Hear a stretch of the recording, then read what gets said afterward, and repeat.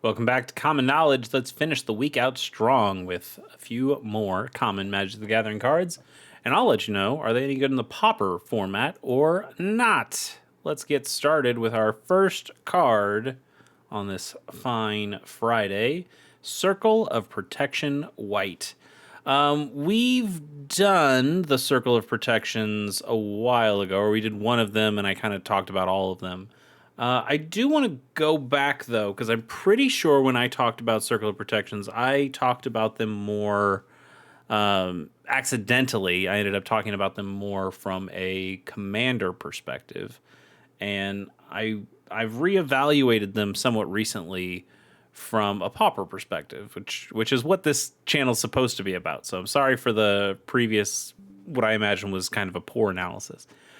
Circle protections. So if you haven't seen these before, I guess we'll do this as a normal card today because I have new thoughts. Circle protection white is 1 and a white for an enchantment. You can pay 1, and the next time a white source of your choice would deal damage to you this turn, you prevent that damage. And there's the same for red and blue and green and black. Same ones. There's kind of one for artifact, and don't worry about it. Let's focus on the main 5. And my initial thought when I was looking at these and thinking about these, because I've played with COP, Circle of Protection, COP.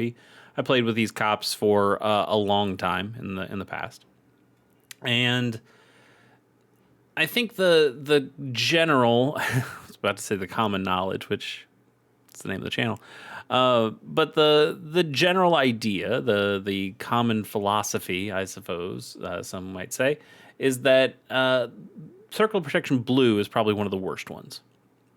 Because blue is so much worse at creatures than these other colors. So I believe when we talked about it, we said, oh, Circle of Protection Green would be good because there's lots of big green creatures. Maybe red to protect yourselves from damage spells and things like that. White's probably not as good because white goes so wide. Black maybe could work for mono black sacrifice purposes if there's some big black creatures that can happen in the Pauper format. So maybe that's a pretty good one too. So I think we ended up saying, hey, green is really good, black could be okay, red could be okay, and white and blue are not so good. And that's just not true. Circle of Protection Blue, it would be incredible in Pauper. And it's because of the deck that I talk about all the time, which is Mono Blue Terror, for sure. Mono Blue Terror, it has a couple of big creatures, the 5/5 Tolarian Terror, and then the 6/5 Cryptic Serpent. And to be able to blank those guys is pretty nice. And it also is saying the next time a blue source of your choice, it's not targeting, it's just of your choice. So it gets around the ward 2 on Tolarian Terror. So the whole point of those mono blue decks is that they smash in with these 5/5 and 6/5 creatures and they just chunk you out of life. And when you have a Circle of Protection Blue, 1 mana protects against 5 or 6 of that damage. Really good. So that's a Circle of Protection Blue is actually really good. And then you also have to consider something like the Mono Blue Fairies deck. And fairies, they're not very big, and the ninjas that they flip are not very big, but those ninjas have combat damage triggers to draw cards. And to be able to pay a single mana to prevent them from dealing damage, then they don't deal combat damage at that point, which means they don't draw cards. So it's not actually that bad against a Ninja of the Deep Hours or the Moon Circuit Hacker. That's some more good tech for that kind of a thing. If you're going up against a Dimir Toxic Proliferate kind of strategy, some of those creatures, some of those blue creatures have the ability to have Toxic on them or have Infect on them, and so they're giving you poison counters when they deal combat damage. You use this to remove the combat damage, and then those effects that happen with combat damage don't happen. So the blue one actually has gone way up in my mind to the point where I think it might actually be number 1 or number 2. I think if I would reorder those, green is still really good too, though. I think I'd still go green number 1, then blue number 2, then red number 3, then black number 3, red number 4, and white, this one here, as our worst circle of protection. Not that it can't be good, it could, but there are just so many more white decks that are going wide. I guess like mono white heroic is putting out a big creature, so and again, for circular protection, that's a pretty good one too. For blue, circle protection blue. If you're playing against a Bogle's deck, the slippery Bogle is green and blue, so that's something to consider as well. Maybe red's actually the worst one, because the other thing I've seen with red is that people think that it ends up protecting anything on your board, that you can just pay 1 and the next time a red source would deal damage, it doesn't. That's not true. It's when it would deal damage to you. So I've seen people go, oh, well, I can save my creature from this lightning bolt by using the circle of protection. That is not true. You can save yourself from the lightning bolt if they target you. Your creatures are still fair game. Breath weapons, you're not going to be able to do anything against a breath weapon with a circle of protection red.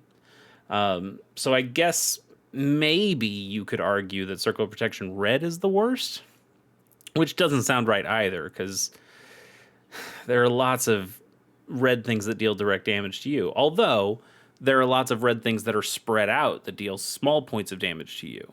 And being able to stop 1 or 2 of those effects maybe is not as good as stopping all of those effects. You know, even if you stop the fire blast from hitting you, that's some good damage you're stopping, but it doesn't stop the gutter snipe from hitting you. It doesn't stop the Kessig wolf, the Kessig flame breather from hitting you, unless you paid up even more for that. But then you're starting to pay a single mana to prevent a single damage, and that's not a very good trade either.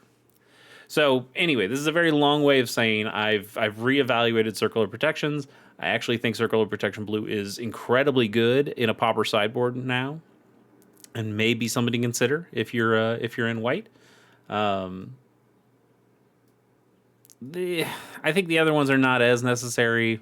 Maybe green, maybe going green and blue could potentially help you. Just put it out there. I think these are a lot better than people give them credit for, and a lot better than I gave them credit for the first time I saw them.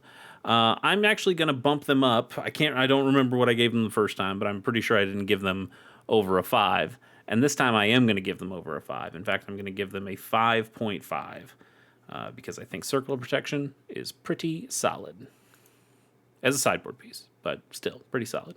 Battalion Foot Soldiers, 2 and a white for a 2/2 human soldier. When this creature enters, you may search your library for any number of cards named Battalion Foot Soldier, reveal them, put them into your hand, and then shuffle. Okay, we've got a Squadron Hawk impersonator here.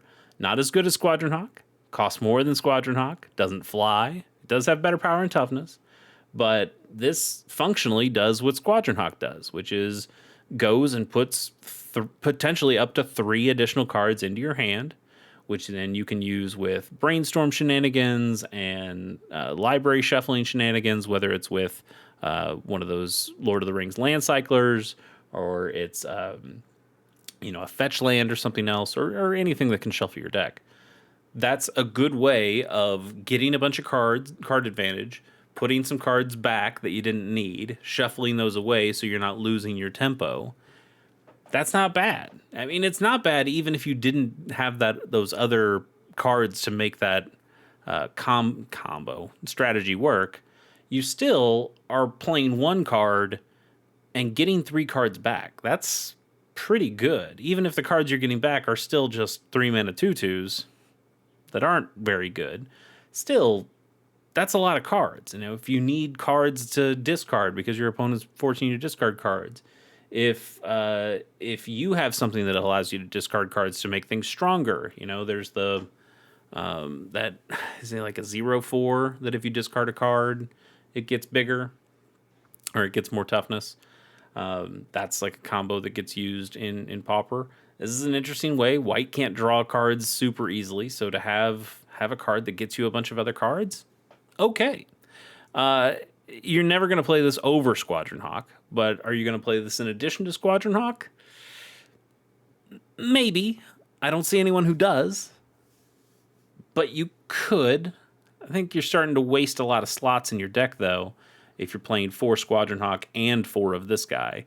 That's 8 cards that aren't particularly good on their own and are really only good at getting you those other cards. I'm not so sure. I'm not so sure. Still, the theory behind the card, the mechanics behind the card, are pretty solid. And so you want to give it a halfway decent score. I will give it a 3.1. No, I'll give it a 3.2. You got to respect a card that draws 3 cards. Even if the 3 cards that it draws are very specific and not particularly good, it's still drawing you cards, and that can mean a lot. I mean, I guess it doesn't draw you cards if you have something that triggers when you draw cards, but it is putting 3 additional cards in your hand, which to me is good enough for drawing. What do we got next? Guiding Voice. Okay, pretty good card here. Single white mana for a sorcery, put a +1/+1 counter on target creature, and you learn, which means you may reveal a lesson card you own from outside the game, or in a Pauper instance, it would be in your sideboard, and put it into your hand, or you may discard a card to draw a card. This is good. This is really good now that the Avatar set came out and had more lesson cards. Having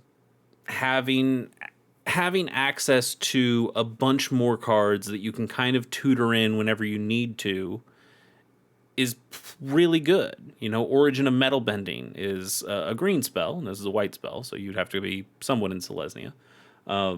But having that ability to just go grab a protection spell or grab a naturalize effect whenever you need to is pretty good. It's nice to have access to that. There are combo pieces that you can go and grab. There's a whole toolbox of cards that you can grab and make your whole sideboard into a toolbox just by having a couple of these learn cards in your deck. And this is one of the best ones because it's cheap, number one. It's only a single mana. And the effect is generally pretty good. A single mana for +1/+1 on a creature. Yeah, it means that you want to have a creature on the board. I guess you could play it on your opponent's creature if you really need to go grab that card from your sideboard. But generally, I think that's pretty solid. This is really cheap and easy to play. You've also seen people play like Cram School sometimes these days as a good card too to go grab with the learn. So Cram something. I thought it was called Cram School. Cram Session. There you go. Gaining 4 life, always. You can always gain 4 life. You know, it's not always useful, but you can always gain 4 life. And getting the learn, and it having the hybrid mana symbol here means it is useful for a lot of different kinds of decks. So there are good options here, but this is one of the best ones just because it's so cheap. Really cheap, really easy to play with lots of different strategies. And going to grab a lesson card can be very strong. And even if you're not playing lesson cards, the rummage here is fine. Not great, but it's fine, and it's nice that it has that other option if you maybe you're out of lesson cards or you don't have a lesson specifically that you want. You know, it's still a way of card filtering a little bit. So that's pretty good. I will give Guiding Voice I'm going to give it a 5.7. It's a really flexible tutor when you think of it in that instance, and we've seen some decks do some pretty cool toolboxy things with it. Good card, a couple of good cards. Lord of the Rings, you're gonna kill me. Galadriel Bow. You can tell me if I'm wrong on that one. 2 and a green for an artifact equipment with flash.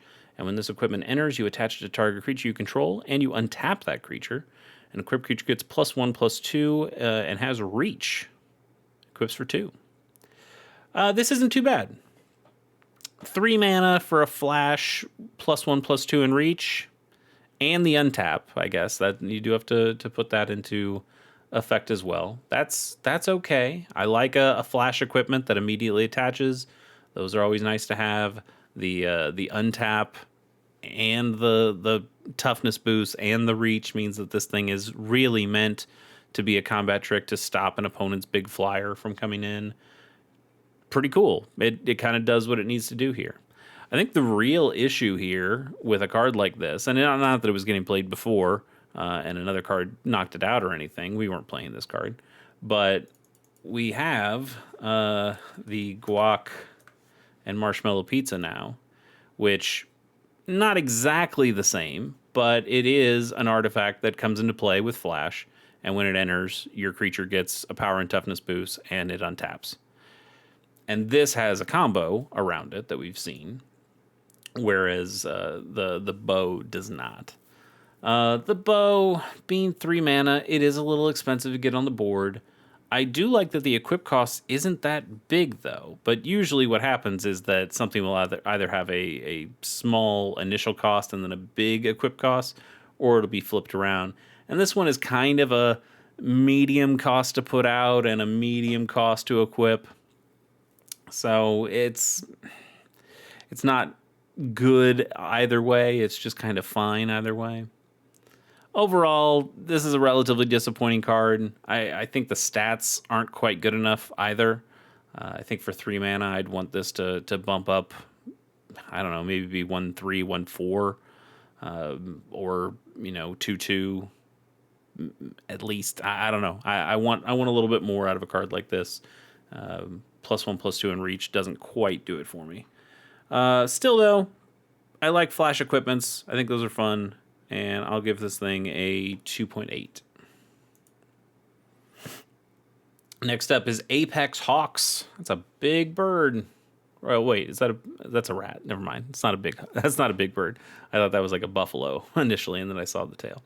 Apex Hawks is 2 and a white for a 2/2 bird with multi-kicker for 1 and a white. You may pay an additional 1 and a white any number of times as you cast this spell. So this bird, 2/2 flyer, this creature enters with a +1/+1 counter on it for each time it was kicked. The problem here is I don't think you're ever getting a good deal on this. We have seen some cards with an X mana value or have a multi-kicker cost that eventually, once you pay enough into X, or once you pay the multi-kicker enough times, that becomes a really good deal, that you draw enough cards, or you saw it with the Secrets of Strixhaven math one. I forgot the name. Mathemagics, that once you start putting slightly bigger numbers into X, you're drawing exponentially more cards. And at some point you go, whoa, I'm drawing so many cards. That's incredible. Or you're forcing your opponent to draw so many cards that they draw their entire deck and then they lose. So you see that kind of ramp up effect that sometimes usually that if I just put enough mana, if I get to the point where I can have enough mana, this thing will be crazy.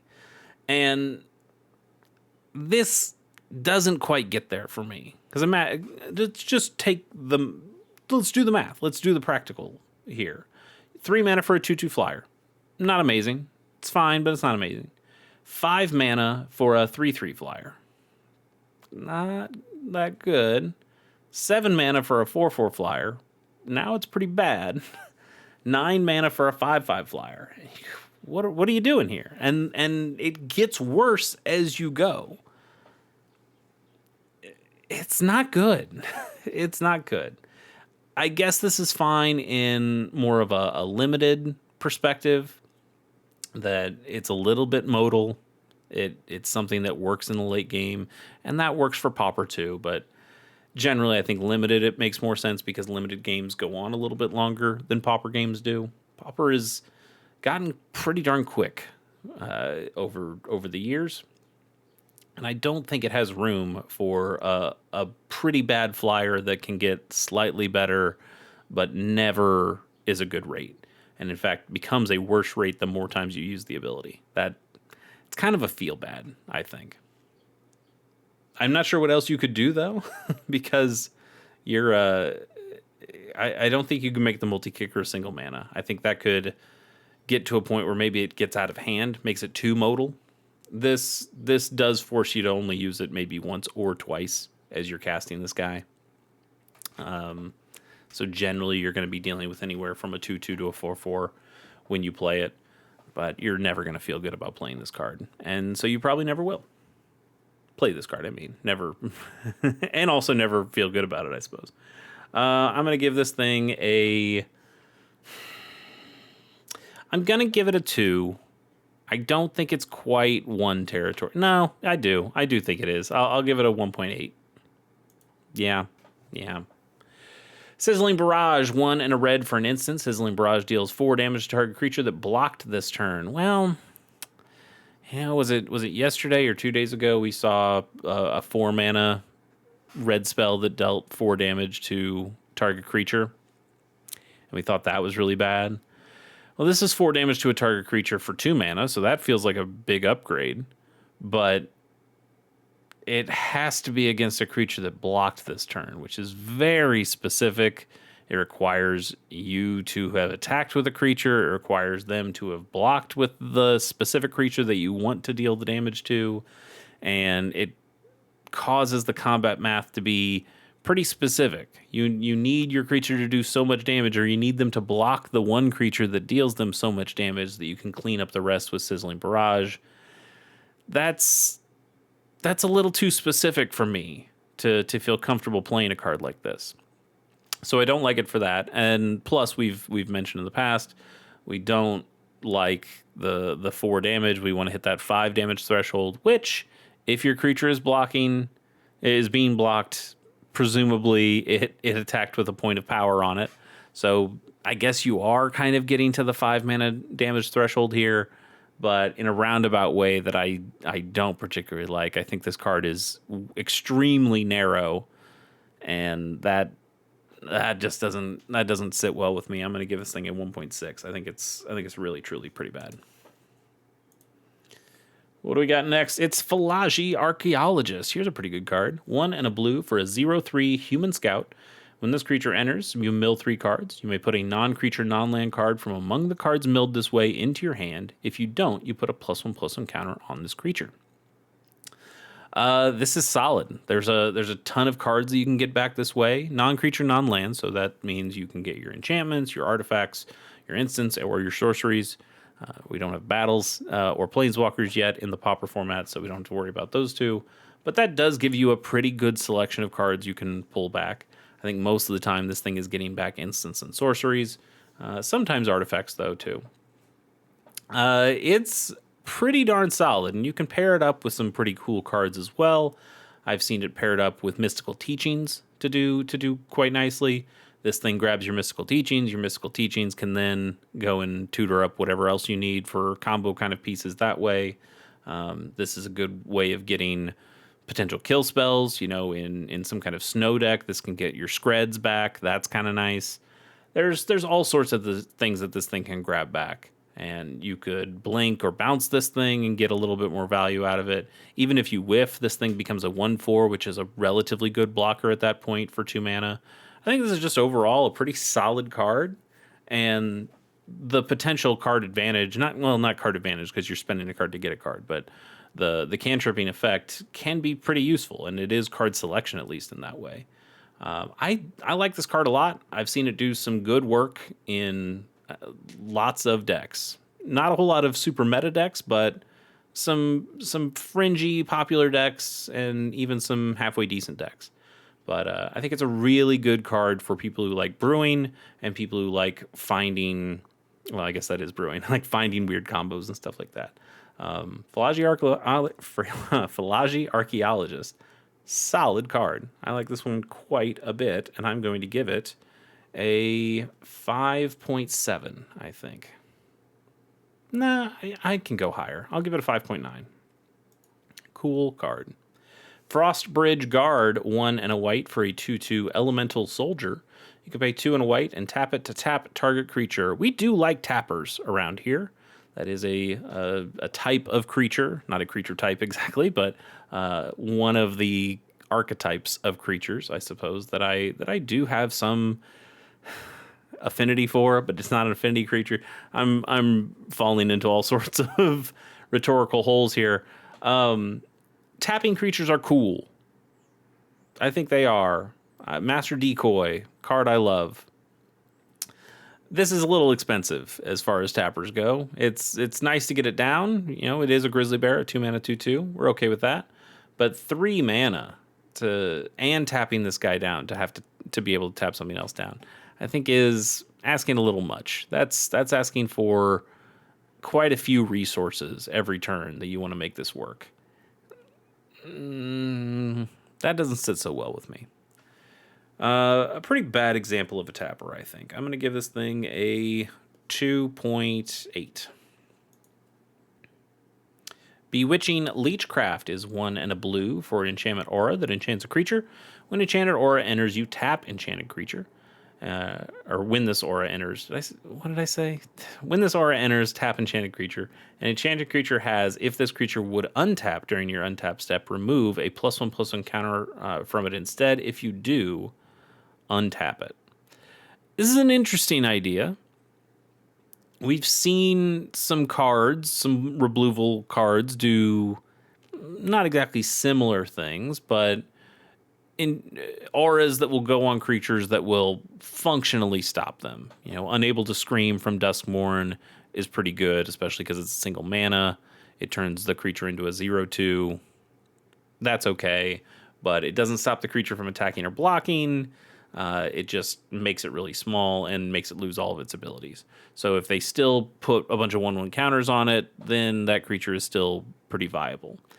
This has a similar issue that if your opponent does have a way of putting +1/+1 counters on that creature, this is a way of them being able to keep their creature going. Yes, they have to make it smaller each turn they tap it, and want to untap with it again, but it's not as definitive as I'd like it to be. And I think the real blow to something like this is coming from Lorwyn Eclipsed, which is Blossombind.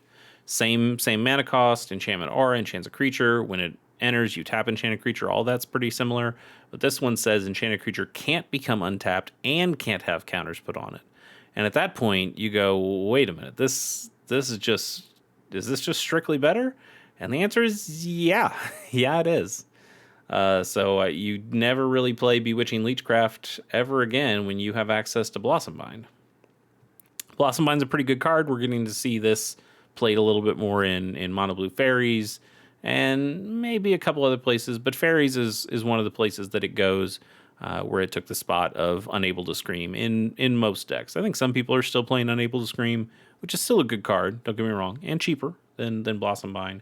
But Blossombind does a pretty fantastic job of shutting down those big creatures from the opponents. Bewitching Leechcraft, not so much. It probably was a pretty cool fringe option, but now that Blossombind is out here, it's completely out of the format. And it never really was in the format. But let's go ahead and give it something like I'm still going to give it a 2.5. But that's not an amazing score for what it could be. 2, 3, 4. This is our last official card of the day, I believe. Expedition Lookout, 1 and a blue for a 2/3 Merfolk Rogue with Defender. As long as an opponent has 8 or more cards in their graveyard, this creature can attack as though it didn't have Defender, and it can't be blocked. Okay, well that's a little better. We see a lot of these blue creatures that have Defender that you can get rid of Defender by hitting some kind of threshold or getting to some level. And most of them, I would say, are pretty bad. You know, they might be slightly better than what rate would suggest. This guy, for a blue creature, pretty good rate here. 2 mana for a 2/3. Like, okay, that's solid for a blue creature. And then the Defender, you go, that's too bad. Now, 8 or more cards in their graveyard is not the hardest thing to get from an opponent. The problem is that, before I get to the problem, let's talk more about this ability here. So to lose Defender, your opponent has to have 8 or more cards in their graveyard. I don't think that's the hardest thing to set up, whether you're the one milling into their opponent's yard or the opponent is just naturally going through their deck. Lots of decks in Pauper are going to want to make big graveyards, so this guy will get online pretty quickly. And it is nice that it's not just that it loses Defender, but it also gains not being able to be blocked. That's pretty sweet. That's a nice bonus to this that a lot of those other defender cards don't get. So I don't mind that.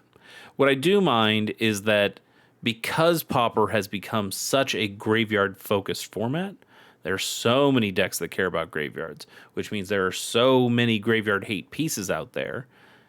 You're going to want to be packing graveyard hate pieces, knowing if you're going up against Dredge or Mono Red Madness or hell, like name a deck, honestly, and it probably has something to do with the graveyard.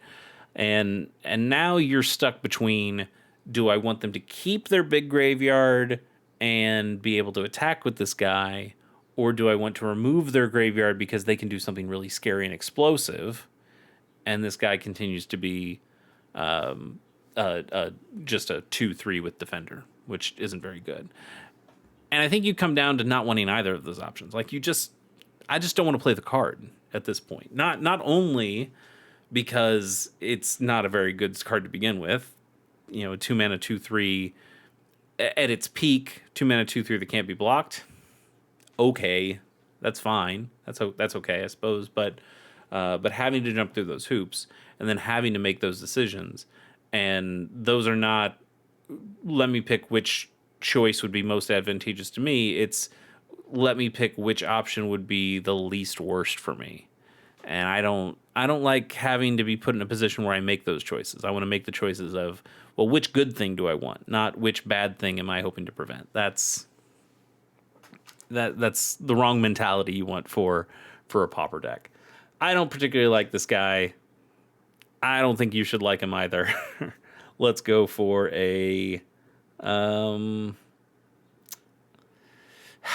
I don't think he's fully a trap, though. I don't want to give him a 1 something. I feel like I've been given a lot of stuff just a straight up 2. But I think this guy deserves it. I think he deserves just a straight up 2. Yeah. All right. Bonus card, and then we call it a week. How does that sound to you out there? Nahiri's Binding, 1 and double white for an enchantment aura that enchants a creature or planeswalker. Planeswalker part doesn't matter to us at the moment in the Pauper format. Enchanted permanent can't attack or block, and its activated abilities can't be activated. We have a pacifism here, ladies and gentlemen, but it costs another mana. And not only another mana, it costs another white pip to play this. And the reason you're potentially thinking of playing this is because it can hit the planeswalkers, which, again, doesn't matter to us. We don't have planeswalkers in the Pauper format, but this card is made that somebody might want to play it to stop a planeswalker. So for us in the Pauper format, we go, this is just an overcosted one of these. It is better than a pacifism because it stops activated abilities. But we also just have better ones of these. We have ones that cost 2 and white. I think we even have ones that in the Pauper format that can be attached to artifacts, like non-creature artifacts, in addition to creatures, and stop them from using their abilities. And we end up using those. Well, we don't use those either, but we would end up using those far before we would use this one. I think this is a pretty bad pacifism effect, all things considered. And I'm going to give this thing I am going to give this one a 1.7. And a lot of that has to do with just so many more options here. And those options are generally all better than this one. I would play Arrest over this. Yeah. Arrest would be a better card. Anyway, that's the week. Thanks for joining me. We will see you on the next one.